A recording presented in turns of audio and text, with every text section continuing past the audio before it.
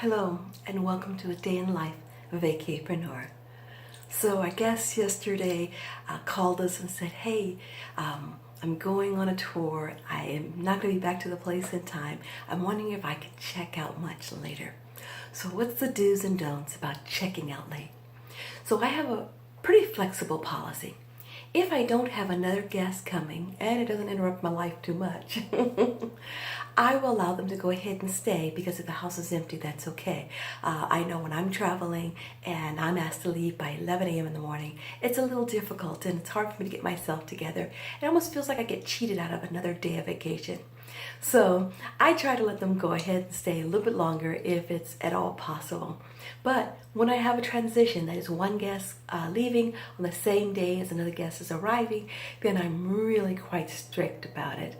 I did have one case when I had some gentlemen who were traveling from Louisiana, and they wanted to check in early so that they could drop off some of their luggage and so on, because they had a golf tournament to go to.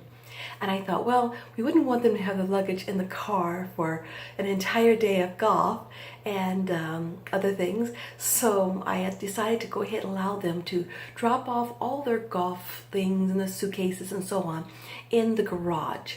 And while my other guests moved out at 11. So I notified the guests that was in the house that I would have some folks coming by to drop some things off at about 9 o'clock in the morning. Yeah, 9 o'clock. And that they wouldn't disrupt the main house or the garage that they were using, because I have two different sets of garages. But if they heard a little noise, it was just me and the boys.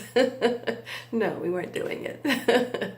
We were getting ready for the next host. So that was kind of a pickle day. Turns out everything worked fine. The guests that were in the house, they slept right through it. The guests that were coming in, they were very discreet because they were aware there were other guests in the house.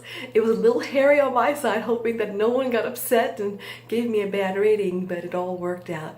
So I trust you'll make the right decision when you have that choice to make. Once again, this is a day in the life of a VacaPreneur. Bye-bye.